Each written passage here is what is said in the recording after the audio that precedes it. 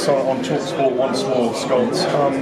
It's a huge event in Los Angeles this week, and let me start by saying, you've brought Fedor, in a sense, Fedor Emelianenko, the greatest heavyweight of all time in mixed martial arts, kind of brought him back to life in this tournament, if you like, in the resonance and relevance with fans. It's through to the final against Ryan Bader, a very tough fight on Saturday night. How big is this figure in your time, 35, 40 years in martial arts yourself? How big is this figure, Fedor Emelianenko? I mean, you saw it here. I mean, we were waiting for him to finish his interviews to start, the press conference or the actual squirrels. I mean, I said, hey, the king is still busy, so we have to wait. He was not ready yet. But he deserves that respect. I mean, I've been watching him fight a long time, and, yeah, sure, he's lost some fights, he's won a ton of fights, but you know what, Gareth? He fought everybody. Think about this. He really did fight everybody. Yeah, but like in boxing, you don't see that all the time. Even in MMA, sometimes different leagues have different fighters. But he fought everybody, man, and that's when there were some killers out there. And the tournament, I felt, did resurrect his career. But like I said earlier, the one thing we can't do as a promoter is make him faster, make him more agile, make him, like a fighter 10 years ago. And that's what I saw when he fought Chelsea. That's what I saw when he fought Frank. It's like that twitch meets back. His speed is unbelievable. Sambo Berserker, I call it. Yeah, and but he's always fought like that. Right? That's right. That's something not new. No. Always fought like that. And but to say he is the greatest heavyweight of all time, that is a true statement. I don't care what anybody else says. We have all the data to prove it. He's, we know he's in the fourth quarter of his career, and only he knows what he wants to do after. And I think it's going to depend on how he performs, right? And it's going to be interesting to see because Ryan is a killer too. Ryan Bader is in the prime of his life. Yeah, he's arguably 36 years old. Yep. Physically and mentally mature, he says he is now. Yeah, he's a dangerous man, and so Fedor is fighting a very dangerous opponent.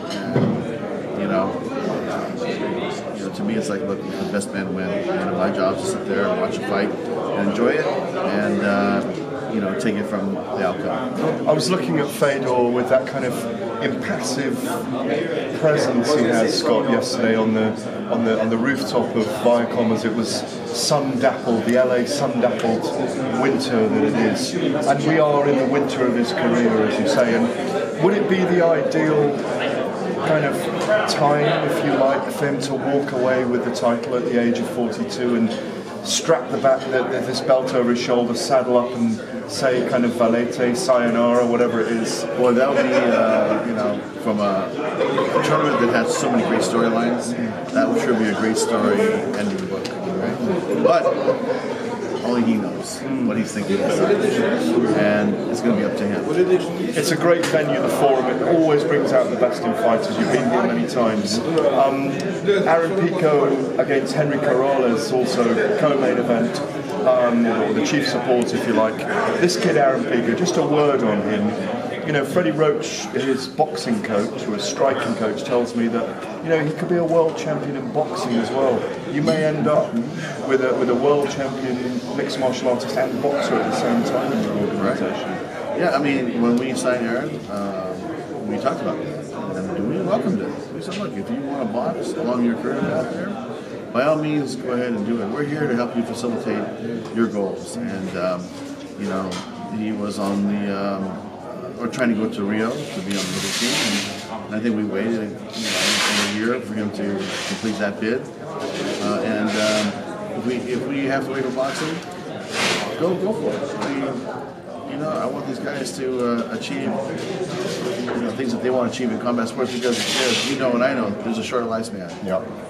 And he has. I mean, Aaron is young, so he's got a little more time than a lot of the others. Yeah, but he's genuinely been training like a Trojan. They pick their athletes at the age of 7. Trojans took them. He's been doing exactly that for 15 years. He's an extraordinary young man. He's almost the antidote to the screaming, shouting fighter. He's so reverential. He's the modern martial artist doing mixed martial arts for me. I mean, what? I think that's from honestly meeting his dad and his family and brother, the mom, the grandfather. I think that comes from the family environment. One other guy on this card I want to mention, I'll speak to him shortly on TalkSport. Very interesting character, Jake Hager, Jack Swagger. Jake Hager is a mixed martial artist, he tells me. Jack Swagger may appear. It could be a very tough learning curve for him because traditionally, as we saw with Brock Lesnar when he came into MMA, being punched in the face is very different to wrestling, isn't it? Yeah, and that is the key question. You know, everybody has a game plan to punch him in the face. Then Mike Tyson says it's on. Yeah. Oh yeah. The game plan goes out of the window. Yeah, exactly. You know, and it does. It's true. It's a fight. It's a fight. You're in a fight, and you're in a fight with somebody that's using a lot of different weapons, right? But one thing I do like about him is when we sat down and talked to him, it's learning about his wrestling background. You know, at Oklahoma. And I know a little bit about the school. I had a friend wrestle there that became a very prominent wrestler on the amateur circuit. And when I say amateur, I mean like Olympic bid and stuff like that. And excuse me. And he thank you. He came from a very prominent school for wrestling, which means that he was wrestling some of the best guys on the planet. And so, check that box. Now you better go learn jiu-jitsu, strike. We'll see how far he's checked those boxes. And to me, it's really, we welcome him because he did have the amateur wrestling background. You know, he didn't. He's got ears that are ironed flat. You can see that. Yeah, I might have felt a little differently, Gareth. Yeah. No, he's also a cool character as well. I'm really looking forward to seeing what he can do. Over to you. Finally on America, you're working with CSAC, California State Athletic Commission, with this contest, of course, because we're in Los Angeles and it's at the Forum in Inglewood. What was your take on John Jones being able to fight here? And obviously the picograms come up again now. What was your take on CSAC licensing Jones to fight in California, given that he wasn't allowed to fight in Nevada? Well, there's a reason why Nevada didn't allow him to fight, right? And I think that Nevada made the right call. And so I think Andy Foster went out on a limb and thought he did. He thought he was doing the right thing.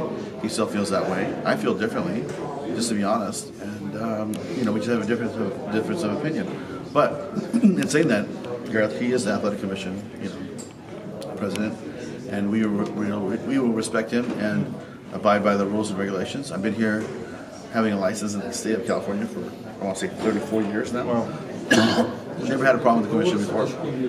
But I feel like this.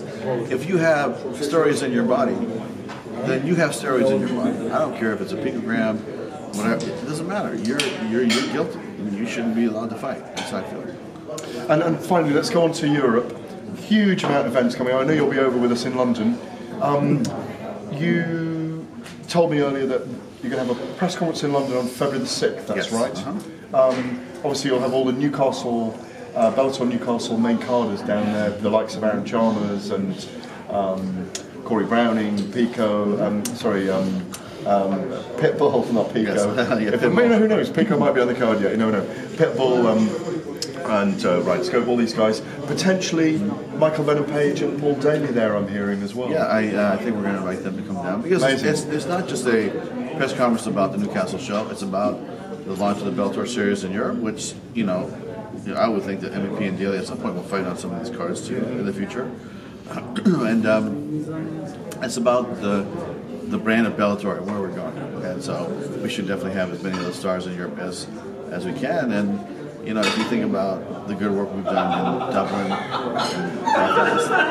and in London, and now in going to Newcastle, and just kind of infrastructure we built over there. Now we're getting Viacom fully engaged. David Green's over there every day meeting with those guys. This is your London head of office, yeah. Yeah, so they're doing a great job. He and I talk almost 3 times a week, sometimes more than that, depending on the events.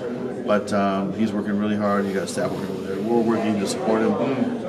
So we're expecting some really fun things in the UK. It's a really big 3 weeks for the UK with February the 9th, Newcastle. Aaron Chalmers has got this draw. He's a great kid. And I do a podcast with him, of course, and he's great fun. Then we go to Connecticut with MVP and Daley. Then we go to Dublin for an event. I know you can't reveal it today, but I know things are still being ticked and signed. But you are going to announce very good news for British fans on February the 6th. I'm hearing behind the scenes. Yes. That we won't be disappointed by. No. Listen, we've all heard, what they're looking for. There's no Peppa Pig going on here. No Peppa Pig. We've ironed all that out. So that's going to be a very famous moment in time in MMA. Yeah. But you're putting hand on heart now and saying, listen, UK fans, I know you've had to be patient. I mean, I get the flack as well. UK fans, be patient, because we are going to give you an announcement that's going to keep you very happy with what's going on. Yeah, and part of it's going to be, look, we're going to be doing fights in your time frame, to match your needs. And it's not going to be fights that are on at 3 in the morning, or let's say in Japan on at 8 in the morning, or you have to go to the stadium at 8 o'clock in the morning, or be there till 5 in the morning. We have great fighters that fight for us in Europe and the UK, and we're going to start building the next crop. And we're going to be there, and we're going to have a great television announcement. We're going to have a great rebroadcast announcement, and we'll have some dates and some venues, and it's just going to be a lot of fun. It's great news, and just to finally recap on that, the whole reason, and just to explain to fans, Michael Venom Page against Paul Daley with the welterweight tournament. It is a DAZN owned, they have a big say in it, DAZN, you had a big financial deal with them. You couldn't find the right venue to put them on in the UK in the time frame allowable. That's right, isn't it? Well, could we have found a venue in the UK? Yes, but was it in London where you needed to be? Yeah. The answer is no. So Wembley was booked, O2 was booked, everything was booked. So we had to have this fight in November. I mean, in February. Otherwise, we'd be waiting until what? April, May, June. Yeah, no good. Yeah. Then our tournament gets pushed back, far, and we didn't want that. We said they got to fight in February.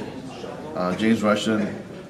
I thank him for allowing us to go look. That's the CEO of DAZN, of course. Yes. Yeah. So, and we've been in London, and so we should do the fight here. Really, this fight deserves to be here because we've been building it for such a long time, but couldn't find a venue, and they gave us a green light. So, really, it comes down to venue availability, which ended up, if we can't do it in London, we might as well do it in the New York area. Or in the California area. We're thinking about maybe putting it on here too. I'm assuming if you've got both Daley and MVP in London at that press conference on February 6th, you will have extra beefed up security. We will definitely need security. 4 years ago, those guys were in the same room and it was fine. It's all changed since then. There's no love lost there. This is a fight that, I mean, honestly, it's like that fight in London. There might not be enough security in the building to have that fight because that's going to be a very intense moment. Always great to speak to you. Thank you very much. Thank you, Gareth. It's good. It's the Gareth and Scott show. That's right. That was the best videographer I've ever seen. Well, let's see. Make sure. Yeah.